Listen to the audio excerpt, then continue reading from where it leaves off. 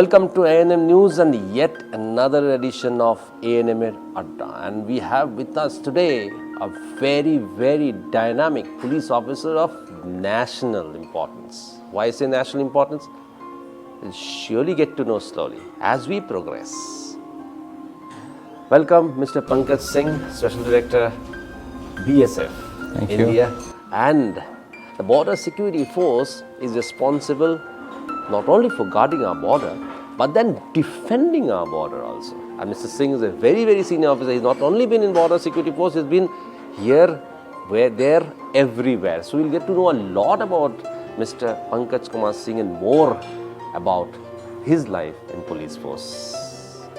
A very warm welcome to you in ANM News. And let's start by saying, I'm sure in your childhood, your father was another legendary police officer. So you've always seen the police, right, from day one. My first question, you always wanted to be a police officer? Not exactly. When you see the police at home itself, looking at police as home has a charm of its own, but looking at it from the professional point of view, that's something different. Yes, policing always looked very different, very visible face of the government also. But yes, in the initial childhood, I never imagined that as a career I would adopt it. But over a period of time, yes, it all culminated into it, and yes, I joined the police force. Thank you. You must have traveled. Wow, it's got honey also. Oh, fantastic. Oh, thank you very much. Thank you. Thanks a lot. So, over a cup of hot tea. Yeah, wonderful. So, you must have traveled a lot during your childhood days. So, tell us of your experience initially after school, college, during those periods. How did you go down the memory lane and share with us and with our viewers during times in those days? Yeah, since my father was also in a government service, so there was a lot of movement. We started with Delhi initially, and that was for a short time, and then we went as far as away as Nagaland, and this Nagaland was way back in the year 1965. So that is where I have some memories. That's how the first memories of a place are in Nagaland. There I started some primary education there, and it was wonderful. A school so far away from the mainland, it used to take at least 3 days to reach Nagaland in those times. And even during those times, it was very interesting to note with the school where I started my studies. Even that had nuns from Italy at that point of time in the year 1965. So, was it in Kohima? It was in Kohima, Okay. Yes, a Little Flower School. That was a school in Kohima, and which is where I started my education. But within a very short time, my father moved away back to Delhi. So we came back to Delhi once again. Schools change, systems change. We studied in Bharatiya Vidya Bhavan in Delhi, and my father was in the government again, in the police, and 4 years in Delhi, and then we moved to UP again. Why I'm telling you 4 years is how frequently we were moving from one place to another. Did it affect your studies? I'll come to that. And here my father gets transferred in September. So we moved to Lucknow. That is where my father went back to his cadre. And you come back to Lucknow, it is 2-3 months down the session. It's a different system from CBSE, it's the UP board system. The books are all different, the course is different, the classmates are different, and the school is different.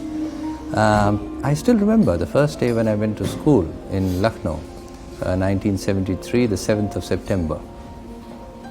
And naturally, all the classmates were very enjoyed it. There's a new student, and they told the teacher, here's a new student who has joined the class.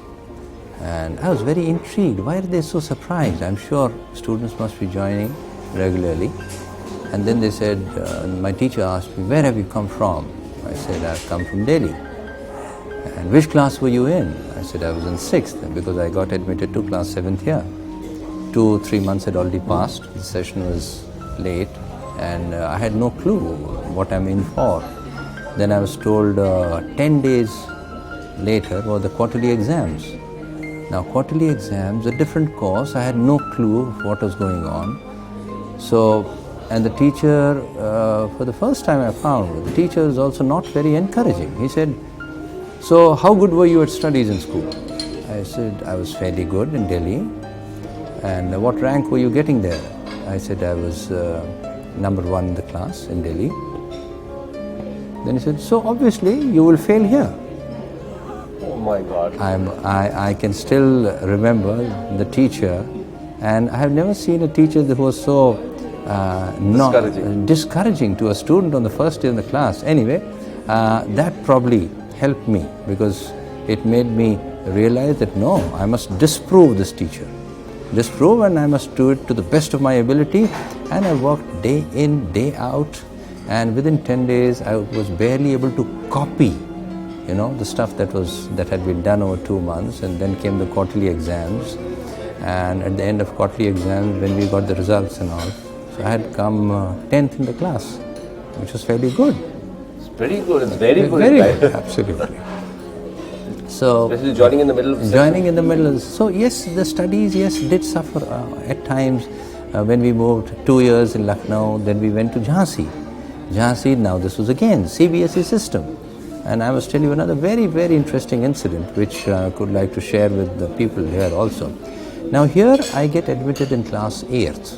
In the CBSE system, chemistry is taught from class 7th onwards. Now here I come into the 8th. I have never done chemistry in the UP board. So I again have to copy about a month's work, because I'm late here in this session also. So I borrowed somebody, my classmates' copies in physics and Hindi and chemistry. I all copied everything. So one day, when I gave my copy to the chemistry teacher for checking, he said, "Who is Pankaj Singh?" And I raised my hand, here I am. I still remember the name of the teacher, Mr. S.A. Khan. He said, "Have you never done chemistry before?" I said, "No. In the UP board in Lucknow, we did not have chemistry, and so it is absolutely new to me. So here I am. I just copied whatever had been done in the class before I joined." I said, "Okay, no wonder. You have no clue about what chemistry is." And I was not able to understand. Why is he saying that? I have copied things very neatly, very properly, point to point, and each page to page. I had not missed out anything, and that I was very sure about. And then he said, "Now look, here is a boy who has no clue of chemistry." And if you know, in chemistry you write sodium as N capital and A small, and chloride as C capital and L small. Now I, maybe to have neatness and clarity, I had written everything in capital: N capital, A capital, C capital, L capital. That is what intrigued the teacher when I had no clue. So that was my starting with chemistry. And like you said, did you have any problems? Yes, from one session, one system, CBSE to UP to CBSE, it did pose problems at times. And I used to wonder, why am I not in one school? And here again, 1 year in CBSE system in Jhansi, and I moved back to UP in the same school in the UP board again. My God, it's an assortment of yes, different syllabus, different system. Yes, it was an issue at times. Yes, but do you feel? I mean, when you go down the memory lane, when you look at yourself in school and during those phases, were you a very naughty person, or very studious, or very? I mean, we all have children in ourselves. Yeah, I know. So you know what I mean. Were you that kind of like? Yeah, yes. Jumping up. You want to know a lot of secrets about me, which is good, and why not? I mean, till my class 2, I was a very, very naughty kid. Okay. Very, very naughty kid, to the extent that when I was in Delhi for about a year, I got lost in Delhi twice. Oh my God. That is when I was maybe barely about 3 years old and 4 years old. I would just run out of the house and just go off somewhere. Those days, maybe now you can understand 63, 64, or getting lost in Delhi, in Connaught Place, and I was lost from early morning till late evening. My God. And nobody would have any clue. And finally, my dad was called from his office. He's not present. He's not traceable. And then he ran around. And where do you go? You go to police station. Evening, I was found at the police station in Delhi crying, and that is how I was found. So I was a very naughty kid, but somehow I felt very ill, almost on the verge of death in class 1 and 2.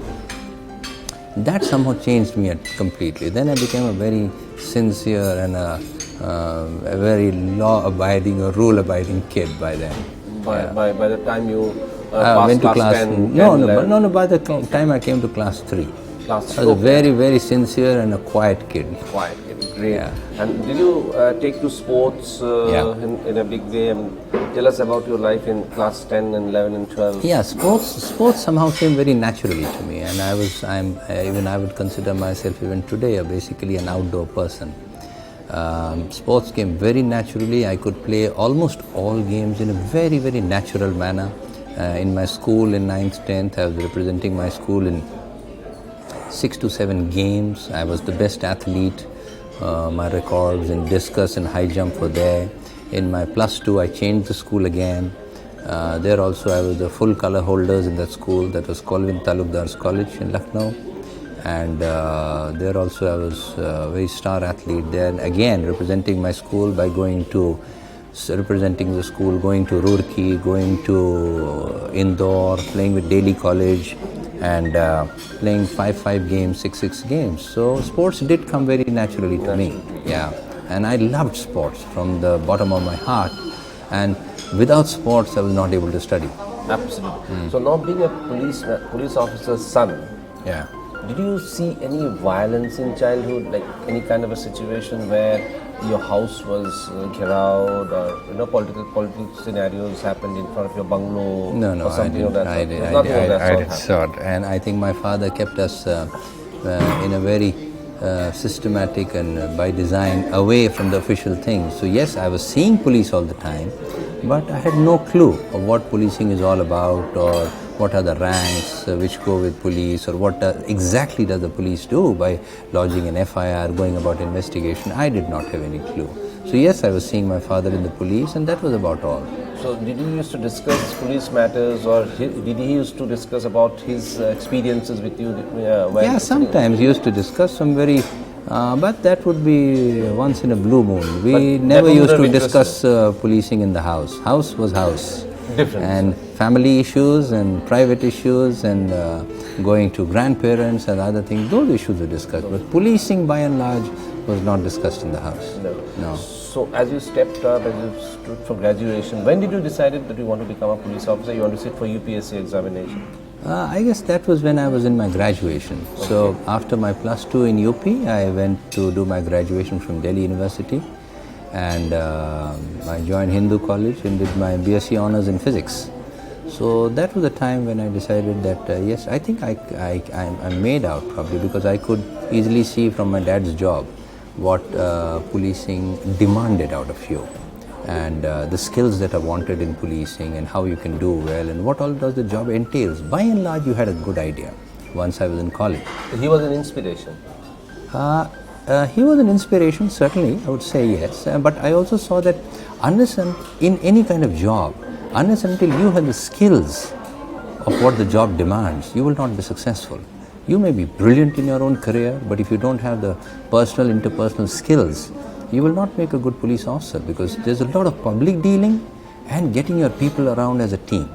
So if that you had those skills, that subset, then maybe you could go. I thought I had those skills, and so I said, yes, let me go in for government service. That is when I decided in the graduation that I should go into the government service. Were you looking for IPS, or you just sat for UPSC examination and thought whatever a branch I will get, I'll be satisfied with? You see, UPSC is ultimately on a merit cum preference basis. So I knew the basic, wherever the management skills are required, whether it's IAS or foreign service or IPS, I think I had the skills and I should be able to do well. So once I gave the exam and I got police, I thought it's a wonderful job, and having seen it from so close quarters, I knew I should be able to do well. Great. Then once you joined the police force, once you became an IPS officer, where was your first posting and what was your initial experience? My first posting was in Jodhpur. Jodhpur, where I was posted as Assistant Superintendent of Police. That was my first posting. That was in the year 1990. After having done my training and completed that, I landed up in Jodhpur. Oh, it was a wonderful experience. We had wonderful seniors in the Superintendent of Police and the DIG who gave me absolutely full independence. And they even went to the extent of saying that in case you see a wrongdoing, a wrong job, a criminal act, whether or not it's your area, go ahead and do it. Whether or not it's your area, you just go ahead and do it. Okay. So that gave me so much of confidence, that gave me so much of freedom, that I think I always went out of the way, and 24/7, whenever I had any kind of information, any kind of source coming to me, I would entertain him and I would definitely take action, and that improved the credibility of my department, as well as I learned a lot during those periods. And the things that I did during those times, maybe I would not dream of doing them now. Can you share one of your experiences? One very interesting experience that I can share with you was one of my policemen was suspended for some wrongdoing in a job. And since I was the junior most IPS officer in the Jodhpur, he came to me, "Sir, can you please help me out?" I said, "Listen, you have done a wrong thing. The only thing I can make a request for you is if you give me some source information and if you are able to do something good based on your information." I said, "Okay, I'll try my best." The very next day, he comes to me and says, "Sir, there are 3 people desperate to go to Bombay. This is the year 1991. And they are willing to pay even $50,000 to go by flight to Bombay." I said, "This does not sound normal. There's something wrong." "So, have you seen those people?" "Yes, sir." "Do you know why they are going?" "I don't have a clue why they are going, but they are desperate. So, there's something wrong." So, I sent him to the airport. I said, "Whenever they reach the airport, let me know." So, I'm sitting in my office, which is about 4 to 5 kilometers from the airport. And evening 5 o'clock, he gave me a, "Sir, they have boarded the flight." I said, "But you should have told me before. I needed to intercept them." So I drove my gypsy at a breakneck speed, and I took another deputy with me, whose area it was, because this was not my area. Airport was not my area. So we reached the airport and we see that the plane, the ladders have been taken off, the plane has started moving, and so now it will reach the runway and then attempt to fly. Now, the quandary was, how do I stop the plane? So I sent the deputy SP, whose area it was, "Giriraj, you go and stop the plane." Now, you can imagine, Giriraj is a very rustic but a very sincere and a hard-working guy. He runs through on the tarmac, goes next to the plane and says, "Stop, stop, please stop the plane." Now, you can imagine the plane going and a person running and saying, "Stop, stop, stop the plane." So anyway, the pilot was baffled, you can imagine, and then the ATC said, and then I was wondering, I said, "So the plane is moving." He said, the person and the sorry, "Unless and until you give it in writing, we cannot call the plane back." I said, "I'll give it to you in writing, call the plane back." So he told the AC, now the plane comes back. The first sight was a person, beckoning the plane to stop. Then we got these 3 people identified and brought them off the plane. And we found out that they had no checked-in baggage also. They had only handbag. We checked up the hand baggage, nothing. Now what do we do? I was in a worry. No mobile phones. You cannot talk on wireless. My SP has no idea that we have stopped the plane. My DIG has no idea we have stopped the plane. And the Indian Airlines in Delhi knows the plane has been stopped by police for no reason. Now, my SP gives me a call. "Pankaj, have you stopped the plane?" I said, "Yes, sir." "What have you found?" I said, "Nothing." Now I was worried, if I stop these 3 people, how do I make them, board the flight next day? Because I don't have the money. My salary is barely $3,000.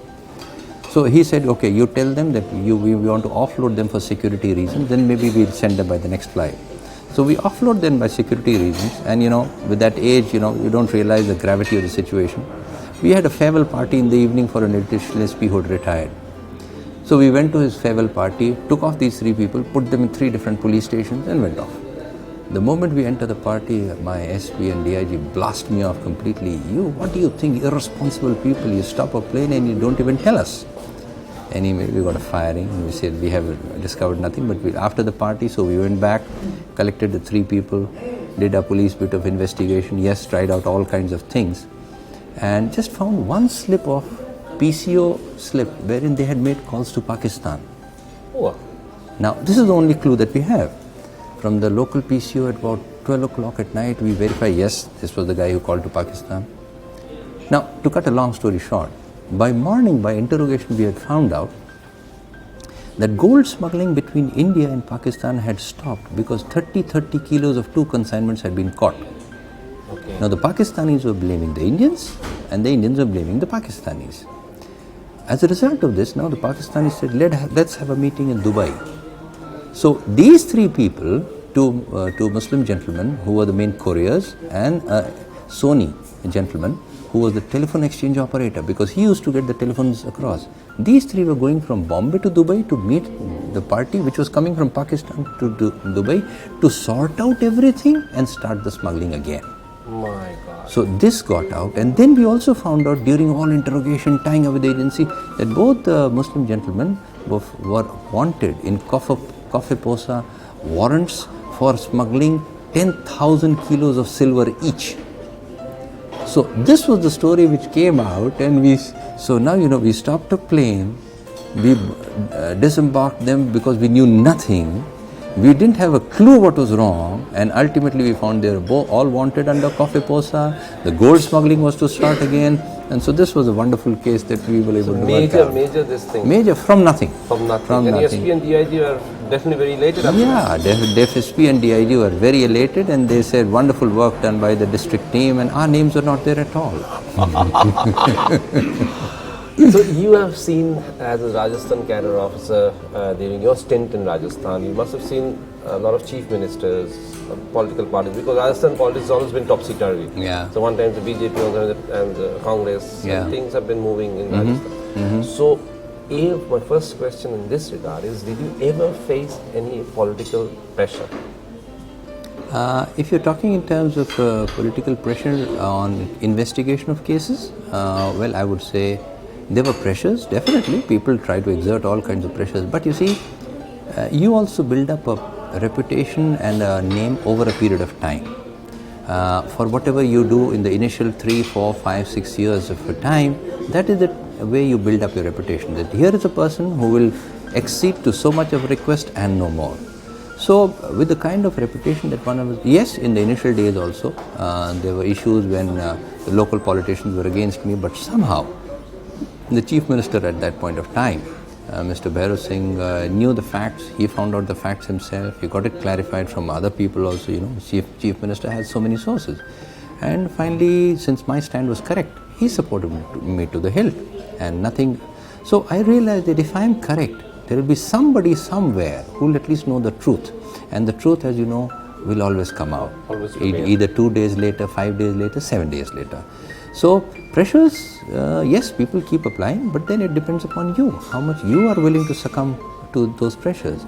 And it is my hunches, only if you have skeletons in your cupboard, only if you have certain negative things that you have done or things that you are into, will you succumb to such pressures. Otherwise, there is no reason why you should succumb to pressures, and ultimately people realize, and I can also assure you, people even talk behind your back, that yes, this person did not listen to me, did not do my work, but he does the correct thing. So I think one was able to come out with flying colors all the time, and there have been cases where even the chief ministers, I would not name who, wanted us to toe a certain line. But when I personally went, explained that I had seen the papers are absolutely in this direction, they said, fair enough, if papers are in this direction, somebody misfed us. So you do the correct thing. So I don't think anybody has. So you need to stand up and tell or give the correct picture also. That's important. Absolutely. But here, what we have seen, the new generation of officers, they often succumb to political pressure for good posting. So what's your advice to them? My advice is to them, you see, in any case, whether it is a policing or an administrative job, your job speaks for yourself. And ultimately, whatever you're planning, whether it is policing, having a better control over crime or criminals, or getting them before the court of law, ultimately it is the work that you're doing, it shows. There is no way that if you're doing something, it will show up something else. If you're doing something, it shows whether you're in the administration. There are certain projects you take up, the projects will fructify over a period of time and people would know. It is not that all my work will get attributed to somebody else. It doesn't happen that way. People do know, people are smart enough these days with mobiles and cameras and everything, people know everything. So if you are doing the correct thing, I think in the ultimate analysis, you do not have to go anywhere and seek or beg for posting. They will come automatically, because even a politician, if he gives you charge of a particular assignment, post, district or whatever, he wants the work done in that district, because even when he has to come back, so he would want a person who delivers rather than a person who does nothing and only curries favors with you. So in the ultimate analysis, your work will speak for itself. You do not have to really go out of the way to beg for or clamor for postings. Yeah. But do you think that today's IPS officers, and there's a major section of IPS officers who are more compromised, who are going to go to any extent for better postings? I mean, this is a scenario which is often, which you often see in not only in West Bengal but in all the states, I mean, across the country.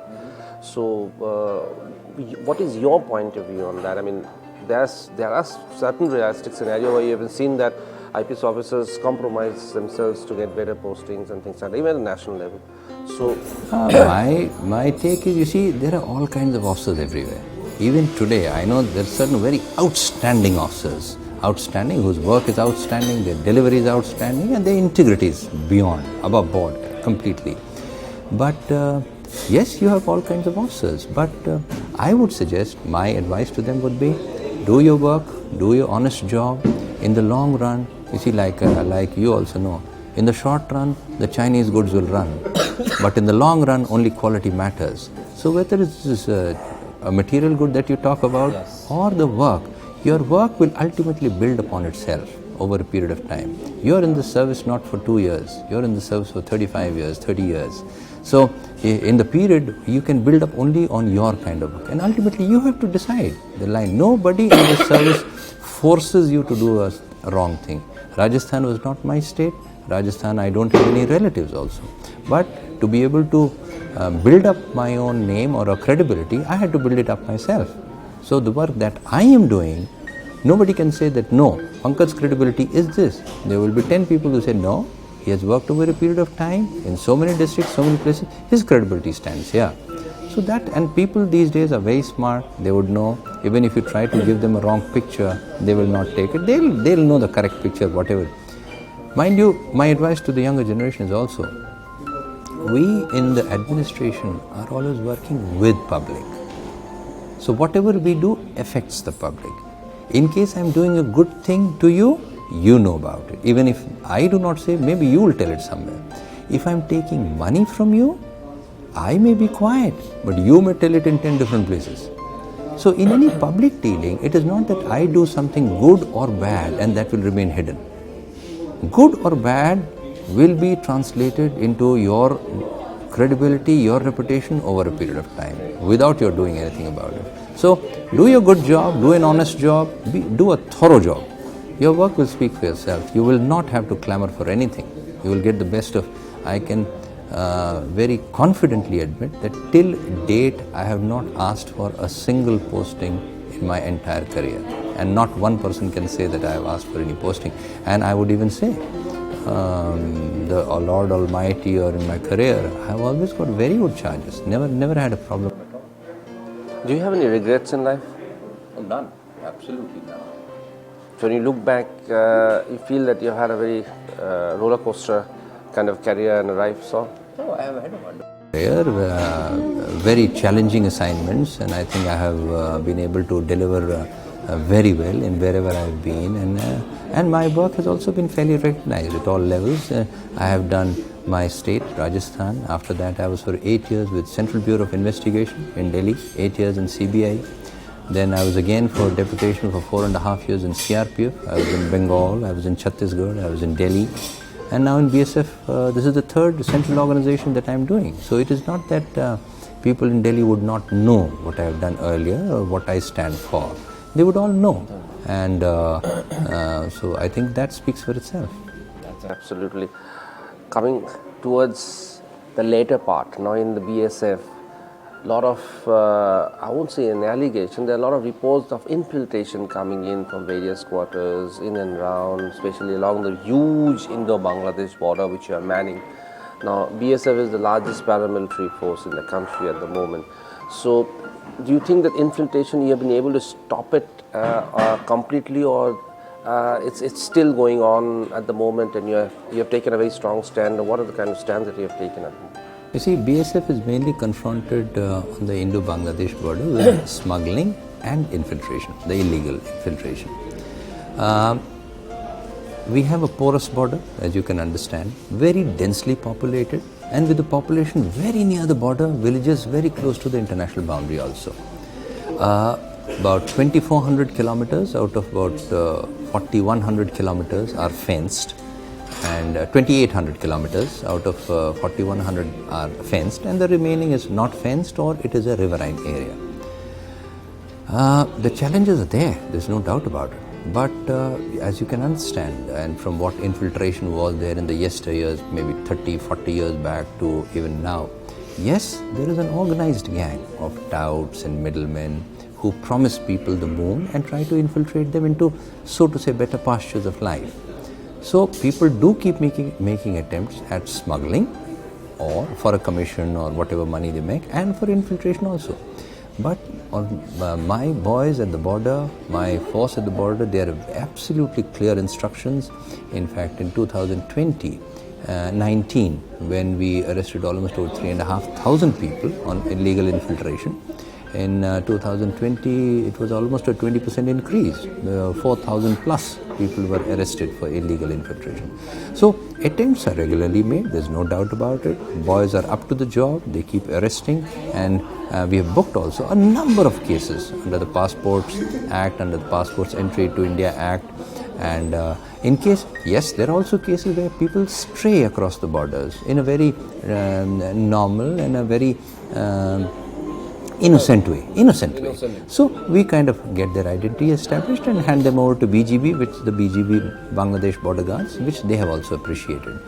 But we try our best possible efforts to curb at smuggling, which has seen a drastic reduction over in the last year also, whether it is cattle smuggling, or whether it is drug smuggling or fentanyl syrup smuggling, and even things that come across to India, whether it is gold, silver, or cloth, or other kinds of things.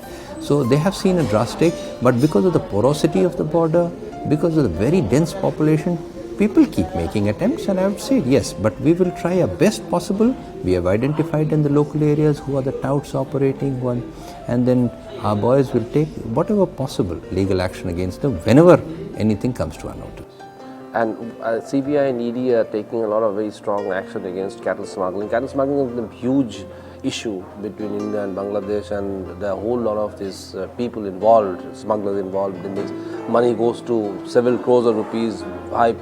People with very high denominations are involved in cattle smuggling from all quarters, all strata of the society. So how much have you been able to really identify and cut off this cattle smuggling route and the smugglers and their connection with the top brass of the society? You must have heard of the CBI, which has registered a case. It initially started with a CBI officer getting arrested, and he was taking money to his home state in Kerala. And as the offshoot of that case, a number of private mafia elements have been arrested, and in fact yesterday also one big mafia element was arrested, and a number of people of my organization as well as other organizations whose names have come forth, and CBI is getting to know their connections and the extent of connivance that was there involved. And we are cooperating completely with CBI. Well, if somebody has done a wrong act, well then he'll pay the price for it. And if the CBI, being the premier investigating agency, if they have certain tangible evidence against them and they want our people for interrogation or investigation, we shall help them out. And we are very clear that this kind of corrupt practices or indisciplined soldiers, they will be taken to task if it comes to our notice. So what's your message to your officers in this regard? My officers, do your job as a professional border guarding force, premier force for the country.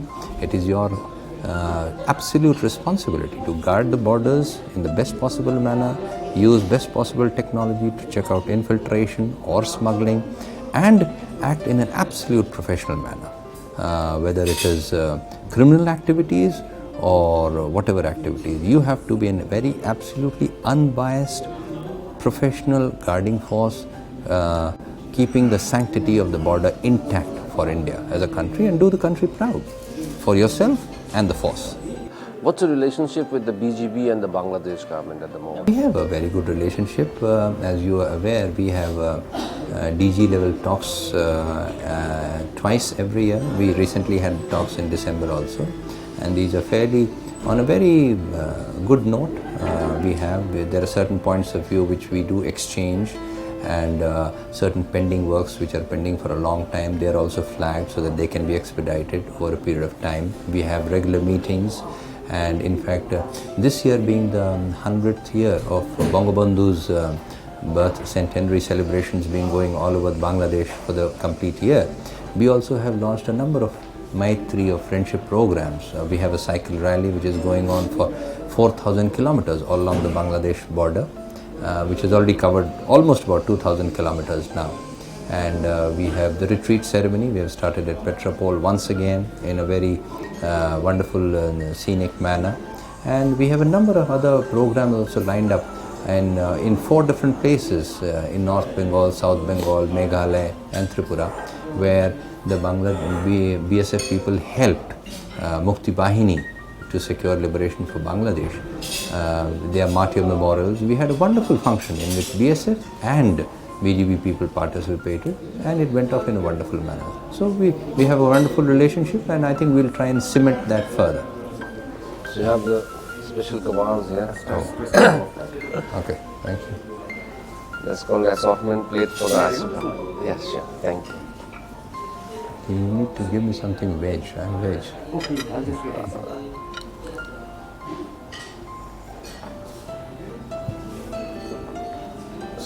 Yeah. So at the moment you have a very normal, functional and a very cordial relationship with the BGB at the moment, and then subsequently there are minor skirmishes which happens, like allegations of stray people coming in, shooting incidents, reported incidents of shooting, not only by the BGB but exchange of fire. So how do you describe these sort of minor incidents? You see, BSF also has a border, and we try and protect the border from whether criminals or smuggling or infiltration. There is no doubt about it, in the best possible way. But you know, criminals are also of all types. There are some desperate criminals, there are some smugglers for whom the stakes are high, and they would like to do anything. Only when it comes to an extreme case where the life is threatened of one of my soldiers who is patrolling at night or daytime, it doesn't happen by and large. So when it is threatened by a group of criminals, group of antisocial elements, it is only in that extreme case that a lethal fire is resorted to. I can assure you from the number of sanctioned and approved non-lethal weapons, and we have non-lethal weapons of pump action gun, we have dye marker grenades, we have chili grenades, we have stun grenades, and we are using dogs also in a big way for patrolling. So these are used to thwart or at least deter people from coming to the borders or doing the illegal activities, but only when they also see that maybe they can catch one of our men unawares, or maybe they can overpower them. They are armed with sharp daws with, in fact, 3 days earlier on, we seized a desi katta, that's a country-made weapon from them. So they are also armed to harm our people, and in fact now we are documenting how they have injured our boys by hitting them with daws, injuring our weapons, injuring our properties. We are documenting all of it. So it is only in that absolute extreme case that this is resorted to. And one question, whenever these things are happening, these are happening near the fence. What is a law-abiding person who either does fishing or agriculture or some other trade doing from 9 o'clock, 10 o'clock to 2 o'clock, 3 o'clock, 4 o'clock in the morning at the border, 3, 4, 5 kilometers from his house, and when there is cattle or fencidal or something available there that we catch. So a law-abiding person would not be, would be sitting at home sleeping, or he would be fishing in the lake or river, wherever, but he should not be there at the fence with a group of other people trying to get cattle across or drugs across. So it is a question on why these people are there at that point of time, and it is only then when they try to overpower or threaten that we try to use the lethal weapon, never otherwise. This is more of a defensive technique. Absolutely defensive, in self-defense. In absolute self-defense. I mean, because for us also, the value of human life is immense, whether it is Indian or Bangladeshi. I mean, human life is invaluable, there's no doubt about it. Absolutely. And before I wind up, I have one last question for you. What's your message to the smugglers or the illegal activists who are trying to either smuggle people across or trying terror activities or doing this kind of smuggling? What's your straight stance on them? My clear stance is, if we find you guilty, if we find you at the borders, and we'll arrest you with whatever illegal booties that you're going to get across either into India or Bangladesh, whether it is smuggled goods or infiltration or with touts or with weapons, we will bring you to the book and we will pursue the cases to the hilt, and we will not spare you. So that if you want to have that kind of a life, the choice is yours, or we can help you by civic action. We help a whole lot of people. We give them sewing machines, we teach them different trades, we hold medical camps, we help them out in every possible way. But do not do illegal things, because the path is ridden with a lot of problems, litigation, and something that you would not like. Do not do that. That was a very, very candid Pankaj Kumar Singh with ANM News, and he made it absolutely clear that he is a no-nonsense police officer. Person with compassion, but straight. We just heard from Mr. Singh all about his life from his younger days till the time he is here in BSF, and his attitude and the way he's going to take things forward. Thank you very much for being with us, Mr. Singh. Thank you, Avijit. It was a pleasure to be here. Thank you. And I'm sure you definitely enjoyed the tea and you enjoyed the kebab also here. We'll do that, certainly. Thank you very much. Absolutely. Thank you. Keep watching ANM News, and we'll also come back to you with more such programs in future in ANM and Adda. Thank you very much. Thank you.